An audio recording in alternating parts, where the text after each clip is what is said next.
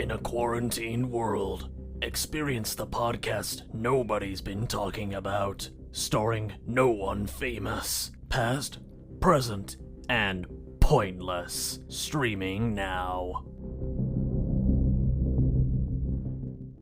Welcome. This is a mini episode of Past, Present, and Pointless. Joining me today is my good friend Kieren. Hello, Kieren. Hello. How are we doing today? I'm alright, mate. Are you? Yeah, good. Right, let's jump into it. First things first, movie section. Now, Okay. we both love movies, right? Yeah. And particularly fond of, let's say, Jonah Hill, Will Ferrell, the likes of all those actors in that kind of group, Seth Rogen. Yeah, it's that group, isn't it? It like, is. They're the ones we're always talking about. Yeah, so they made like a ton of movies. They've written, directed, produced, starred in, done so many works together, crossed over movies, things like that. The ones that we most love, I would say, would probably be Step Brothers, Superbad, and This Is the End. Would you agree? 3 solid films, classics. Brilliant. So I've got a few fun facts here about Step Brothers. So in the movie, Will Ferrell actually does his own singing, and John C. Reilly, who plays this other stepbrother, he does his own drumming in the movie. I did actually not know this. Wait, really? Yeah. So the bit at the end when they're doing the Catalina wine mixer. Yeah, that's him that actually is Will drumming. Ferrell singing. Yeah, singing and That drumming. is him drumming. Yeah, No, I didn't how know cool is That's that? pretty cool. That is cool. Little talents that you didn't know that they did. It says here the fake testicles that Will Ferrell used were worth around $20,000 and presented to him as a wrapped present. Wait, which part did he use then? You know when he's like, I'm going to go rub my balls on your drum set. Yeah, of course. So what, he received them after the film, or he sold them on? I wonder if he got them like afterwards, like he'd used them, obviously in the movie to film it, and then they presented it to him as a wrapped present afterwards. Nice. That's hilarious. If there's anything you want after the film, it's that, right? Yeah. Let's find another You fun didn't get one. an award, but here's a pair of balls, sort of thing. Yeah. Well, he might have got an award. Who knows? I wish he did. Going back to the drumming thing, though, Yeah. they must have been like, was that part of the specification? Like, if you want this role, you've got to sing and you've got to drum. That's pretty niche. They must have done well to write that in. Possibly, yeah. Or they could have taken the route of they already had them in line for the movie, and then they wrote their abilities into a scene Around for it. the movie. Yeah, they wrote it True. around it. Because they were in Talladega Nights together, weren't they? And that was a couple of years pre-Step Brothers. So they probably they obviously knew each other beforehand, so they probably thought, oh, let's do this hilarious movie together. Probably, spoke about it during the filming of that. Yeah. There's a lot of things like where a movie like this, it's kind of not a lot of it's set in stone, like the idea of it, but you get an actor like Will Ferrell, he's bound to improvise, isn't he, throughout the whole movie? Exactly. So they're going to have loads of footage to work with, so they can probably just think, oh, I know, the day of shooting, oh, let's do this entirely different idea to the script. The script might have been like 10 pages or something, and just said, oh, let's get the idea, let's get the kind of setting right, and then just go with it. What happens. And then freestyle. Yeah. Like the amount of times you hear about certain parts in films were improv, and you're like, wait, what? That was literally the best part of the film. Yeah. Like a whole 5-minute segment of just improvisation. Exactly. It's brilliant. Yeah. And it's like, had that not been in the film, that's one big part of that film, which everyone loves it for, gone. Yeah, exactly. And may even be not remembered as well because of it. Yeah, exactly. So the reason behind this movie as to why it's one of our favourites, why do you think that is? Why do we love it so much that we do? For me, I think it's because I saw it, obviously it was a long time ago, and it's one of those films which I just never get bored going back to it. Like, I've watched it so many times, and every time there's a bit in it which you won't quite catch it the first time round. Yeah. And then you'll rewatch it, and you'll laugh your head off. Yeah. Because it's something you've not seen or heard before. Yeah, you'll notice it. Yeah, you'll rewatch it and you'll notice something different about it. Which, to be fair, I find that with a lot of those type of films, because it was only the other night, I can't remember what film I was watching, but I was absolutely in hysterics. It was a film I'd watched tens of times, but I'd never heard this one part. Yeah. It's 'cause I think it's the same sort of thing for all those films. Yeah. I think it's because, in the back of your mind, you're so focused on the funny part coming up because you know it's coming up. So you're kind of like, oh, I already know it's coming, so I'm going to look out for, like, other little bits that I may not have noticed. Yeah, like background, like, whatever's happening in the background you wouldn't usually see, but then on this occasion you will. Yeah, exactly. I feel like it's one of those movies that stands the test of time. Like, there might maybe some jokes in it that wouldn't probably land in nowadays, because everyone's very careful about what they say and what they write into movies, and you don't see a lot of comedies nowadays, but this is one that I think holds up to the kind of style that it was going for at the time. And for everyone who grew up watching it around that time, like, we were teenagers when we watched it, weren't we? So it was kind of like, it's a proper teen comedy, isn't it? That you can watch with your boys. Yeah, it really hit different back then, I think, than what it would now. Yeah, definitely. Like, I don't know, if things back then, it was just more relevant, the jokes that were made in the film, whereas today, some of it would have been, like, you know, bit edgy, bit on the nose. In the audience. Yeah, exactly. Should I really laugh at this type of thing? Yeah. I mean, but I probably still would, because I'm really sick in the head. It's not. There's nothing in there which is really that outlandish, but it's just comedy changes over the years, and what is now defined as funny to, you know, the younger audience, if they were to watch Step Brothers now, they'd probably just watch it straight faced most of the film, whereas back then it was like it was the best thing out, pretty much. And you weren't supposed to take it seriously. It was just like it was supposed to be just a laugh and a joke, wasn't it? Yeah. But now now it would probably be like, it'd be taken very seriously if they wrote something like this. Yeah. If there's any certain parts which could be seen as, like, not right nowadays, then definitely. So let's move on. Superbad, another golden comedy for the ages. Yeah, nice. I like that. So I think we were maybe a little bit younger than some of the stuff in the movie, like the content. The same for Step Brothers, because they came out similar times. But I think some of the jokes or some of the things they described or talked about within the movie was just a little bit out of our age range at the time. Yeah. Do you know what I mean? So I think the first time I ever watched Superbad, it was like a lot of the jokes just sort of went over my head because I was at such a young age. I didn't really understand everything. Yeah. But then it actually became funnier, like, as you watched it, like, over the years. And you became older, and you kind of did things that were in the movie, or you kind of just understood the things in the movie. Yeah, and, like, you can relate to it in some parts. Where, like, it's like you right went there through as a kid or as a teenager. Yeah, true. And, like, even I think it might be a bit negative toward women in the movie because it's very male focused, isn't it? So it may have offended women back then, but definitely I reckon it would offend more women today, especially like we were saying about the other movie.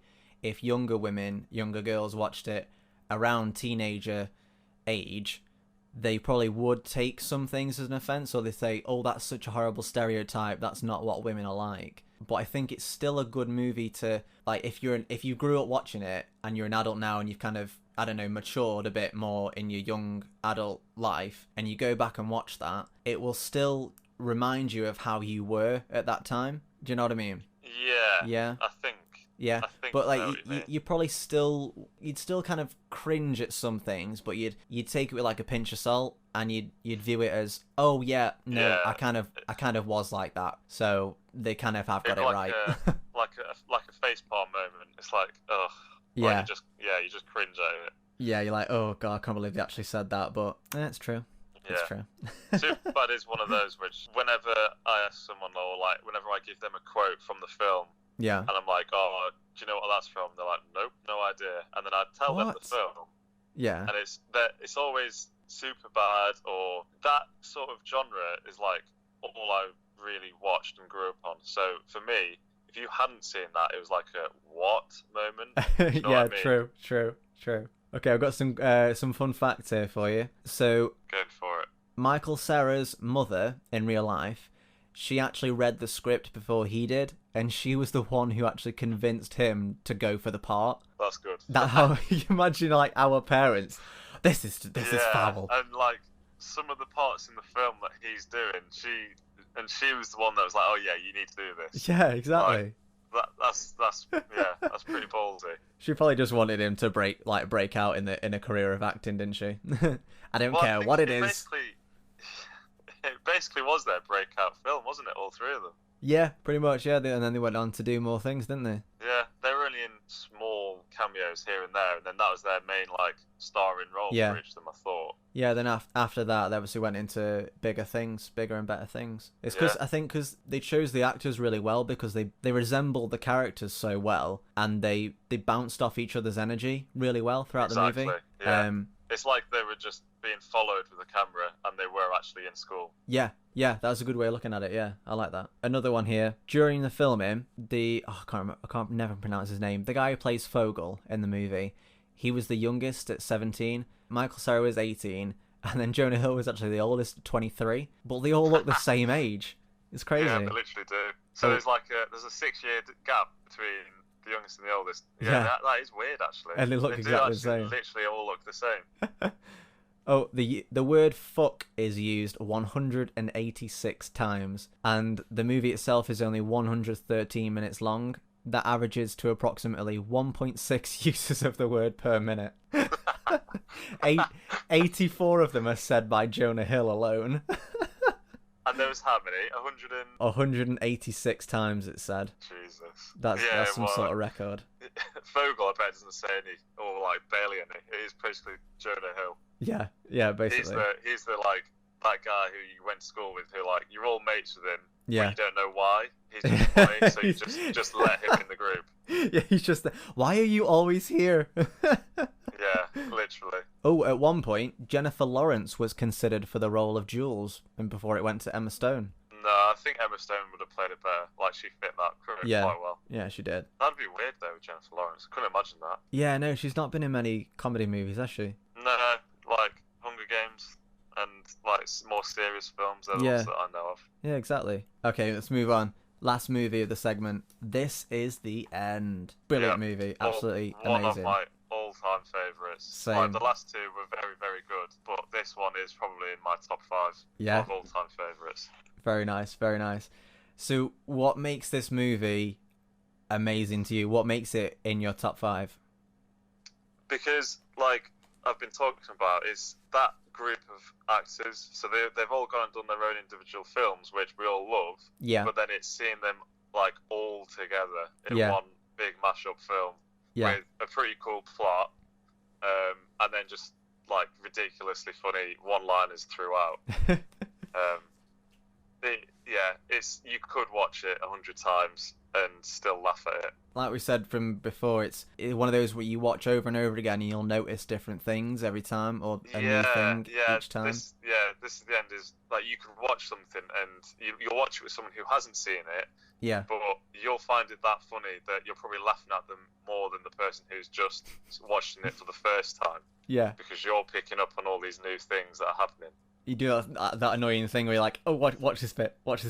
Yeah, exactly. And you'll tell them what happens before it happens. You're like, can I just watch the fucking movie, please? No, it's too funny.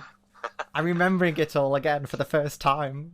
Okay, let's find some fun trivia facts about this movie. The role that Emma Watson played was originally written for Mila Kunis. Yeah, I think I knew that one, you know. Oh. Yeah. Look at you, knowledgeable. Yeah, and didn't Daniel Radcliffe, didn't he get offered a role in the film? Oh, really? Because he turned it down. Yeah, that's what I thought. He got offered a role, and then because he turned it down, it was offered to Emma Watson.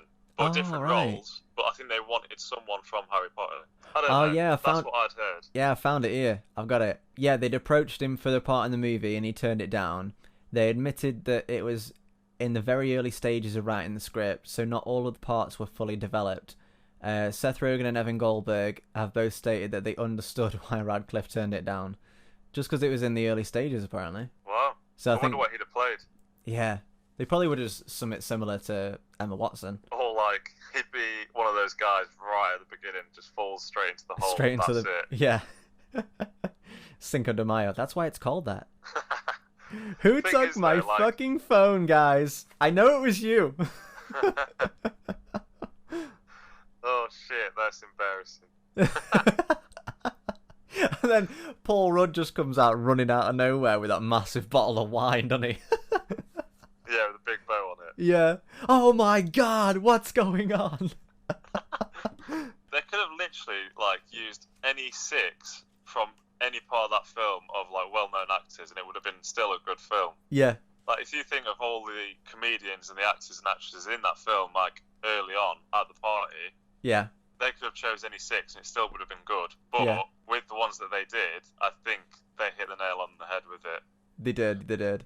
It says here, according to Seth Rogen, about 50% of the movie was ad-libbed. Like that's pretty believable. Ad-libbed, so it was improvised. Ah. Yeah, so it's, yeah, I can believe that actually. Yeah, it's pretty guessable, isn't it? By the way, like obviously the actors that are in it, they probably said, right, this is the kind of scene, this is the kind of atmosphere, what we're going for. Just make sure you get to the conclusion at the end of the scene, but just we're gonna let the cameras roll.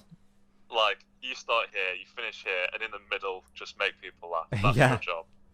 You'd be a good director. Really? Oh, thank you. It's got to have probably one of the best movie entrances for a character I've seen, because like obviously some You don't movies, even need to tell me. you know what don't I'm need on to about, tell don't me. you? You're on about the Big Daddy McBride. Oh yes, Sir Daniel McBride. Yeah, just when he the one comes and only.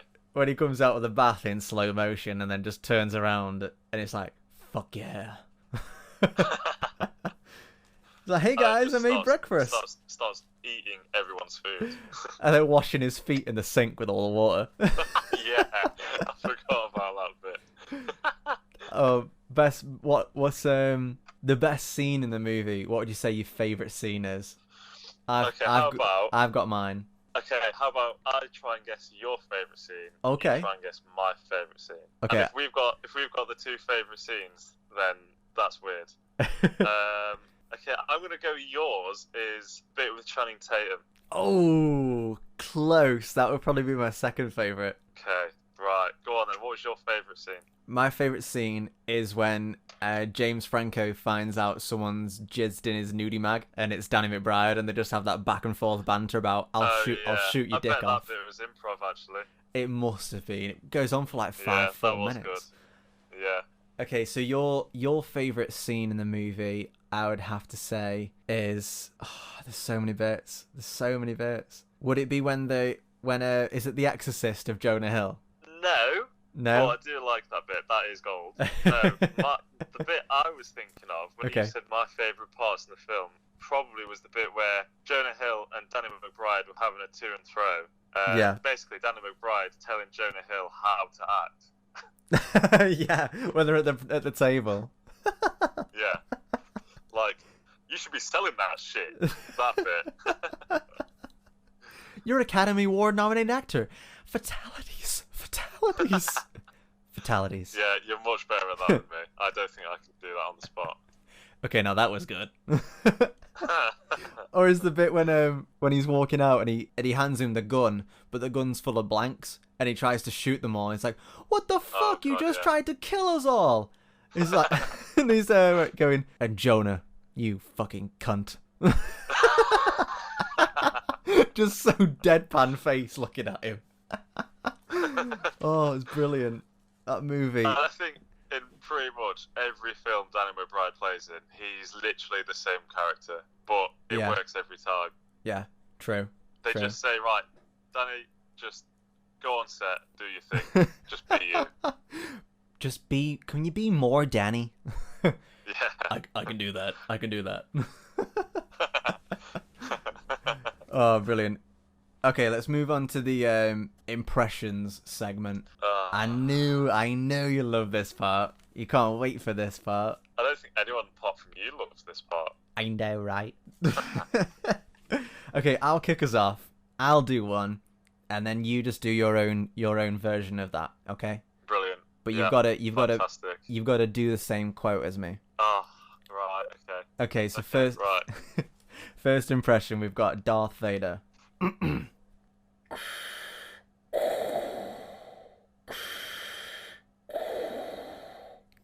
No, Luke. I am your father. There we go. Okay, that was pretty good. I see what you did there. Okay, no, that was good. Okay, when you're ready, Kieren. Okay.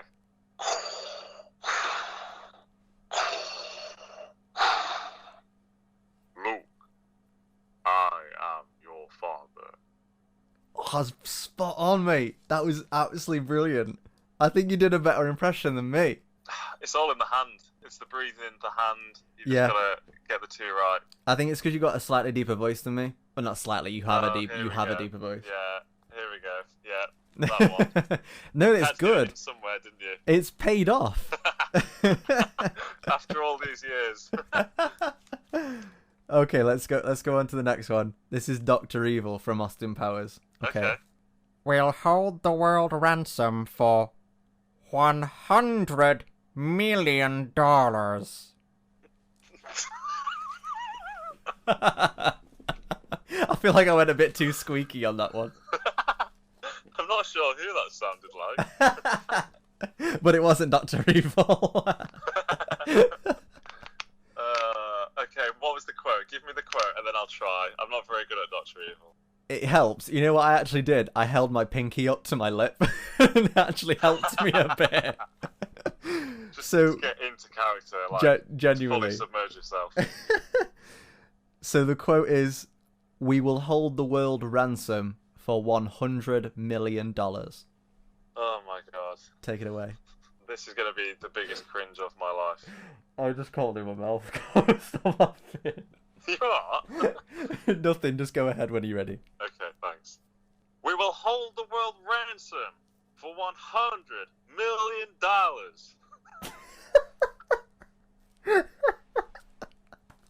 I'm dying. Oh. I can't do it. I give you points for effort, mate. Oh, Thanks. silver for effort.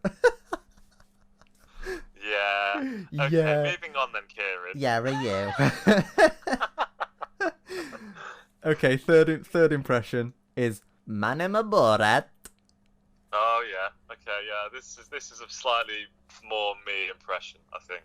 She is number 4 prostitute in all of Kazakhstan.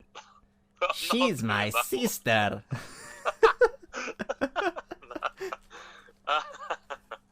Okay, well, I'll match that with a different quote. Okay. Well, to be fair, yours was quite good though. Challenge accepted. Whoa, wee, what? Have a chair. Go do this. King in the castle.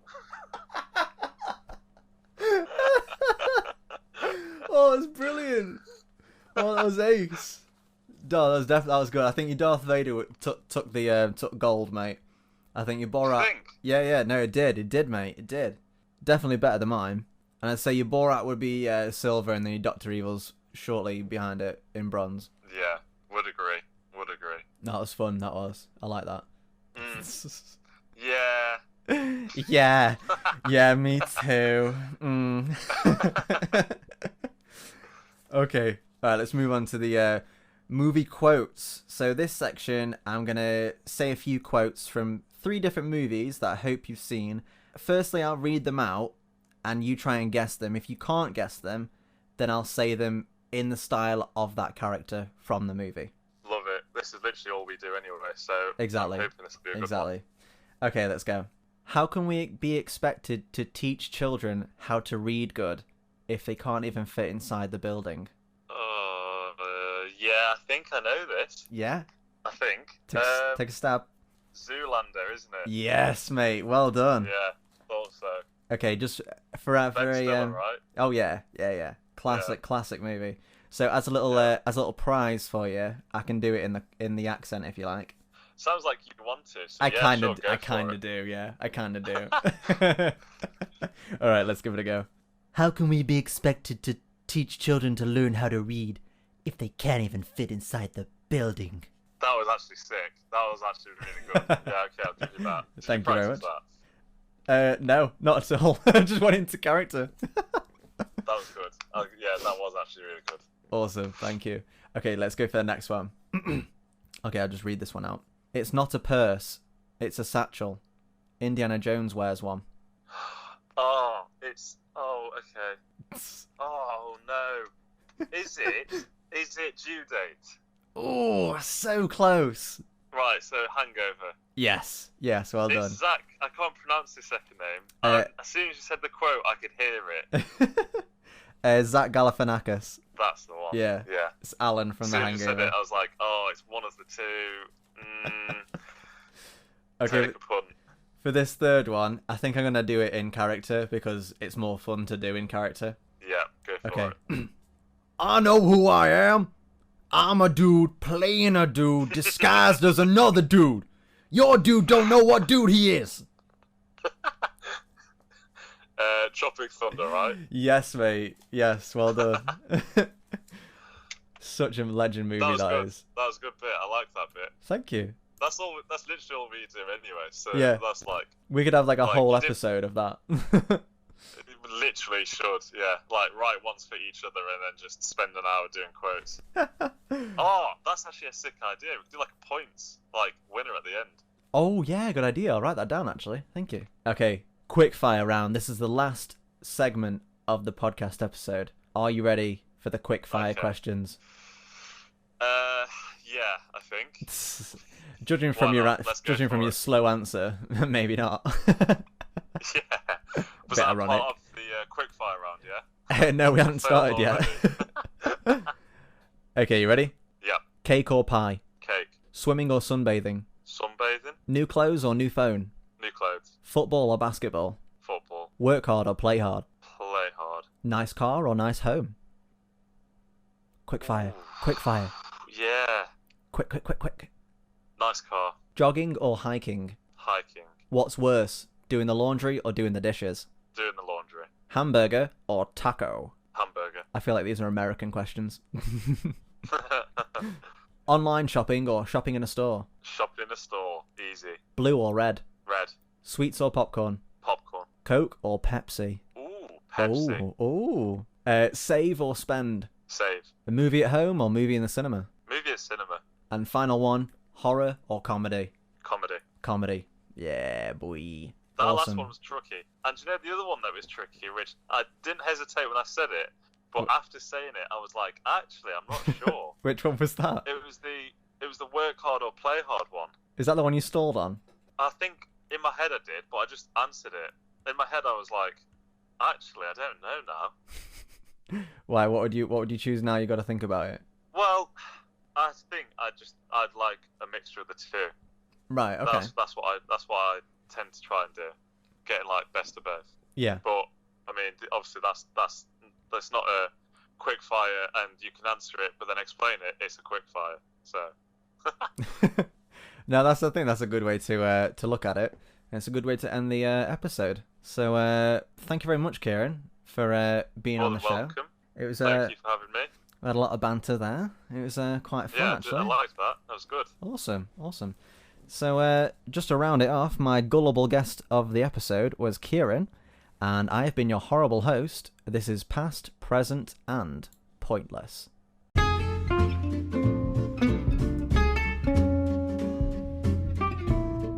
That concludes our episode for the week. Make sure to like, share, follow, and subscribe for more pointlessness.